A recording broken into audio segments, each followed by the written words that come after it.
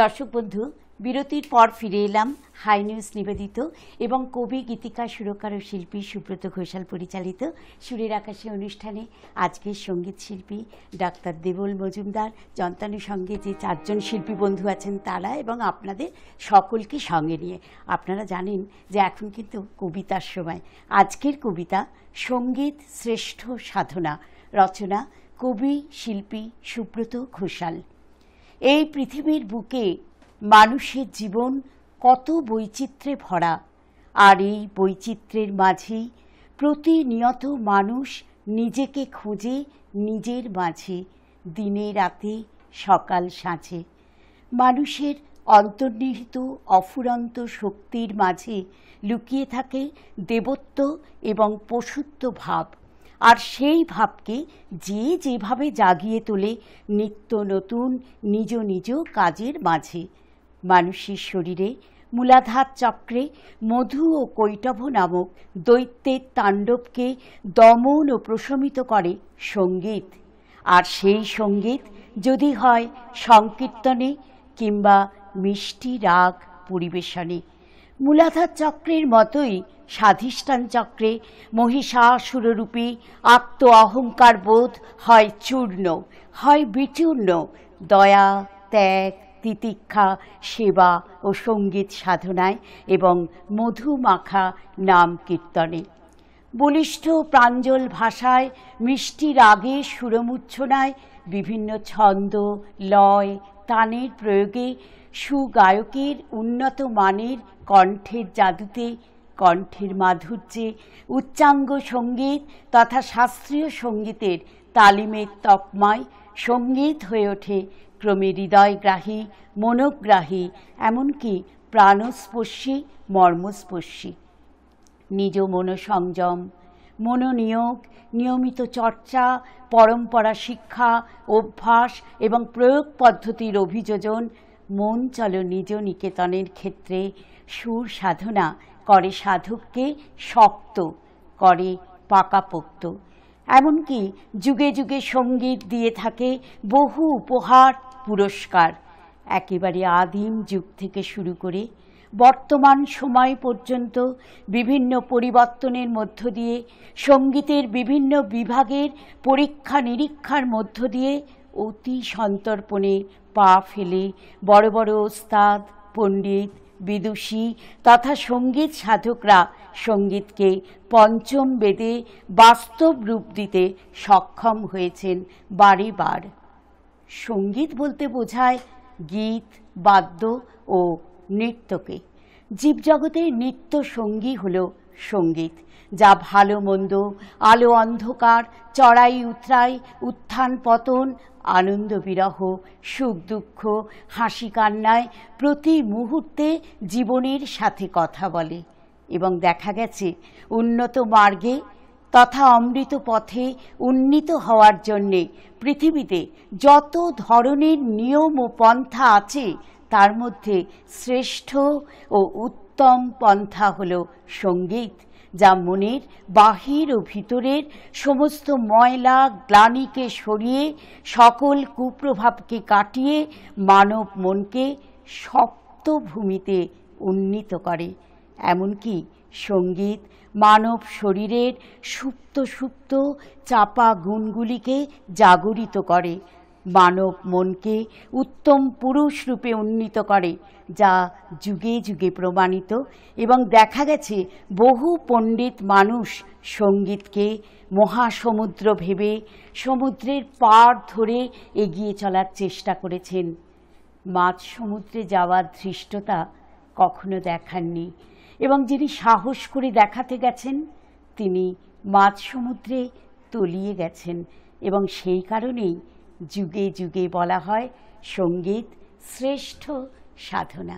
সত্যি এই কবিতাটির মধ্য দিয়ে আমাদের অনুষ্ঠানের পরিচালক কবি শিল্পী সুব্রত ঘোষাল মহাশয় সঙ্গীতের যে বিশেষ বৈশিষ্ট্য, সেই বৈশিষ্ট্যকে এত সুন্দরভাবে চিহ্নিত করেছেন যে সেটা আর মানে নতুন করে আমি আর কি বলবো। অপূর্ব কবিতা, এক কথায় বলতে গেলে আমার পাশেই বসে রয়েছেন। শ্রেষ্ঠ চিত্তরঞ্জনী শক্তি, সত্যি তাই। এটাই উনি সুব্রত বাবুকেও আমি মানে তার চ্যানেল থেকেই তার উদ্দেশ্যেই হাত জোর করে নমস্কার জানালাম সঙ্গীতটাকে এইভাবে দেখার জন্য। সত্যি অদ্ভুত সুন্দর ফিলিংস। সত্যি। আর আজকে আমরা যন্ত্রানুর সঙ্গে যে 4 জন গুণী শিল্পীকে পেয়ে গেছি, তাদের মাহাত্ম্য তো আপনারা এতক্ষণে উপলব্ধি করতে পেরেছেন। এবার আসুন আমরা একে একে তাদের সঙ্গে পরিচিত হই। তবলায় রয়েছেন দিব্যেন্দু ব্যানার্জি, এরপর অক্টোপ্যাডে রয়েছেন তমাল দত্ত, কিবোর্ডে রয়েছেন গৌতম চৌধুরী, আর এদিকে গিটারে রয়েছেন গৌতম চ্যাটার্জি। প্রত্যেককে স্বাগত জানাই আমাদের সুরের আকাশে অনুষ্ঠানে। আর আরেকটা কথা আমি দেবলদাকে জিজ্ঞাসা করছি যে মানুষ হিসেবে আপনি কেমন দেখেন আমাদের শ্রদ্ধেয় শিল্পী গৌরীপ্রসন্ন মজুমদারকে? কি বলবো, মানে মানুষটা হচ্ছে পেঁয়াজের মতো, মানে খোসা ছাড়িয়ে ছাড়িয়েও তার অন্তঃস্থলে প্রবেশ করা যায় না। একজন অতি সরল নিরহংকার মানুষ এবং আত্মভোলা মানুষ। যখন খেয়াল থাকতো সবার নাম মনে রাখতেন, সে পূজা প্যান্ডেলে এলেও বাড়িতে গেলেও, আর না হলে বলতেন এই তোর নামটা যেন কি, এরকম একটা বলতেন আর কি। মানে ওনাকে এক কথায় প্রকাশ করা বড় মুশকিল। আর আপনার বাবারা অনেক ভাই ছিলেন? হ্যাঁ। আচ্ছা, ক ভাই? সব মিলে 5 ভাই আর কি। আচ্ছা আচ্ছা। আর গৌরীদা কত নম্বর ছিলেন? গৌরীদা ছিলেন সম্ভবত সেজো আর কি। আচ্ছা আচ্ছা আচ্ছা। যতই মানে মনে হচ্ছে আরো অনেক কিছু জেনে নিই, আরো অনেক কিছু জেনে নিই। আমরা একটু গানে যাই, তারপর আবার কথায় আসবো। এই গানটা হচ্ছে শেষ পর্যন্ত সিনেমার একটা গান, কেন দূরে থাকো। এই গানের আগে প্রডিউসার নাকি ওনাকে এসে বলেছিলেন যে আমার তো আগের সব বইগুলো ফ্লপ করেছে, আপনি এমন একটা গান লিখে দিন যাতে মানে সিনেমাটা হিট করে। অর্থাৎ সেই সময় কিন্তু সিনেমা হিট করতো গানের জন্য অনেকটা, যেটা এখন খুব বেশি তো দেখি বলে আমার মনে হয় না। আমারও তো ভুল হতে পারে, কারণ এখনকার গানগুলো খুব আমার জানা নেই আর কি।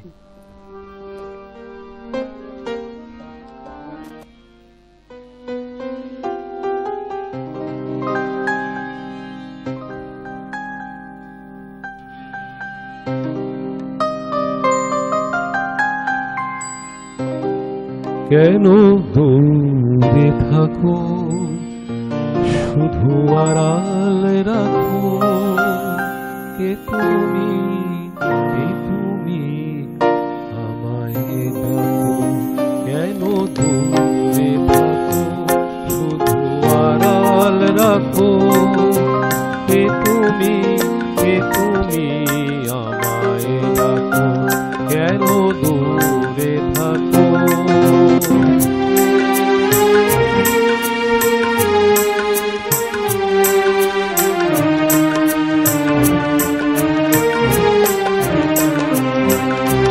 মনে হয় তবু বারে বারে এই বুঝি এলে মোর দ্বারে।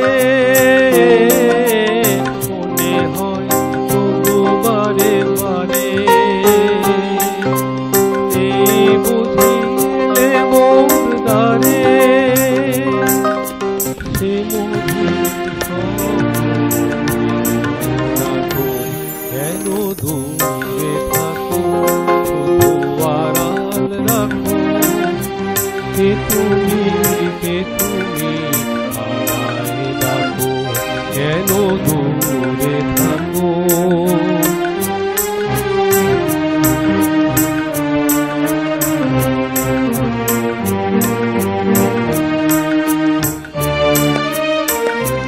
হবে মাধবী যাবে মধুর সুরে সুরে মিলায়ে।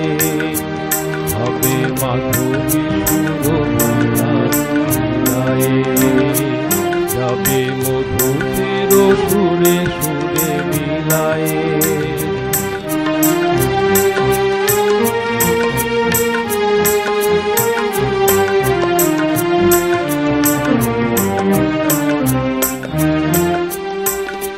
তোমারি ধ্যানে ক্ষণে ক্ষণে কত কথা জাগে